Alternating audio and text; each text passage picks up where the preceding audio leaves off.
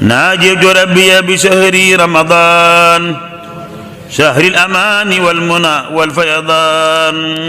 بسم الله بارك برمتها بسم الله الرحمن الرحيم اللهم صل على سيدنا محمد النبي الأمي وعلى آله وصحبه وسلم تسليما. asalaamaaleykum mbokk yi ñu teewlu fii ci DK TV mbokkum taalibe Abdoulaye Seye dongal xasida moo leen nuyu di leen siyaara fas yéene dëkk ak yéen ci li nga xam ne mooy naafila bis bi.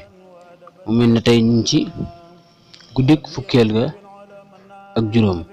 waaw guddik fukkeel ga ak juróom mbokk yi ku ci julli juróom benn rakkaxa bu ci ne mu jàng faatixatu kitaab benn yoon, suuratul nasri benn yoon, suuratul ixlaas fanweeri yoon ak juróom. mu ne ko def loolu dees na nangu ak julleem ak kooram te lépp lu mu mës a def ci ay ñaawteef dees na ko soppil ay yiw te xarafu ci ne dees na ko ca tabaxal dëkk bu mag ca àjjana mel na ni it ku leel mboolem xeetu yonent bi sallallahu alayhi wa sallama. waaw loolu mooy neefile gi ak njariñ li neefile ak tay gi. kon ñu dikk ci li nga xam ne mooy salaatu bis bi. salaatu bis bi tey mooy allahumma salli ala sayyidina muhammadin abdika wa nabiyyika wa rasulika nabil ummi wa ala alihi wa sahbihi wa sallim.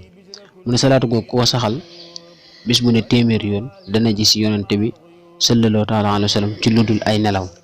kon ñu tàggatoo yéen foofu beneen yoon wasalaamaaleykum wa rahmatullahi taala wa barakatuhu.